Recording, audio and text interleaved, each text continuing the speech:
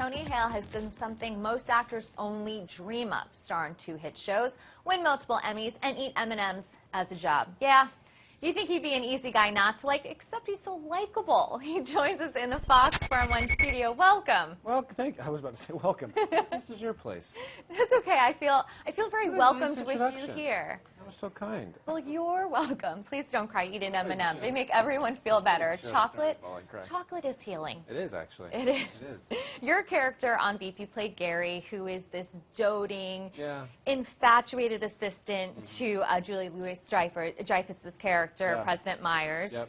In real life, though, well, actually, no, in fictional life, it's very confusing. Yeah. Who would Gary give his vote to of the presidential lot now, candidates now?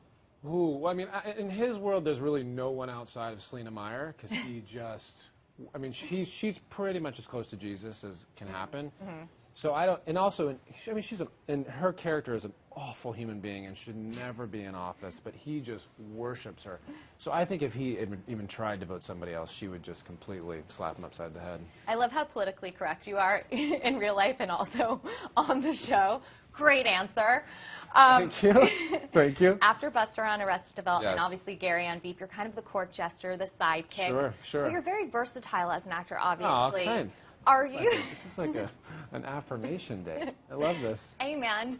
Are you ready to go into something different, more serious than maybe your next series? Yeah, I mean, I think it's the thing. I mean, I'm always super grateful to have gigs. I mean, it's just so thankful to be working. I think 2 of the shows that I have done that have probably gotten the most press are Arrested and Veep, but it's been nice in between to kind of do like movies and stuff to kind of play different characters. But I mean, anytime a gig comes my way, I'm super thankful. Yeah. Super happy. Well, it's #blessed. Yes. #very blessed. You've also now been appointed, hold on, let me get this right, as the Chief of Staff for the brand's first ever flavor vote for M&M's. Yes. Let's talk about our options. Yes. I'm very excited about this. So I went from like kind of a, how do we say this, like a dysfunctional campaign on Veep to a functional campaign with M&M's. And they were kind enough to ask me to kind of help get the word out about this flavor vote campaign they're doing. And there's always original peanut, which is my favorite. I'm not going to lie. Because it's protein. It's also good call. And it's also the one in the grocery store that you always grab. It's the yellow bag they should immediately get. And there's 3 other flavors: chili nut, honey nut, and coffee nut, that they're putting out there, and America is going to vote which flavor they like the best, and they vote until June 17th on the M&M's Facebook page. Do you have a favorite? Good question. I actually do. I like me some coffee. Ooh. I like the coffee flavor. But they're all, and these are for you, actually, if you'd like to. There you go. Yep, there you go. Getting good. There you go. But they're super, you know, they're really good, and it's also just fun to kind of see what America's going to vote for, and until June 17th, see what the new flavor is going to be next to the original peanut. I already know you're not going to answer this question, but I'm going to try anyway. Please, no, do it. Is it about Arrested Development? When's the next season? No. Oh. That's what I was expecting. Psychic, you were not, my friend. In the real world, who would you vote for out of the remaining lot of presidential candidates? I was about to say I'd vote for my father-in-law because I think he's probably the smartest politically. Is he running? No, he should be. Who am I going to vote for? Oh, man. You know what? You're right. I'm probably not going to get an answer. However, I was telling somebody the other day, I was like, there's a lot of political comedies on right now. There's my show. There's the news that we can watch. There's a lot happening. Because the crazy thing is what's happening now, if our show wrote it, people wouldn't believe it. I mean, there's some extremes that have happened that are so crazy that you're like, it is true. Wait a second, if this was scripted, there's no way people would believe it. And it is happening. And it is happening. So great job on not answering my question like I predicted. But let's Do you get that a lot where people are just kind of dancing around a topic? No. Oh, okay. People are usually more forthright and direct. Nice. That's interesting. No, I'm kidding. Going back to your personal life, your mother was in politics. Your father was in the military. Yes. If you did not become an actor, would you have ever chosen either of those careers?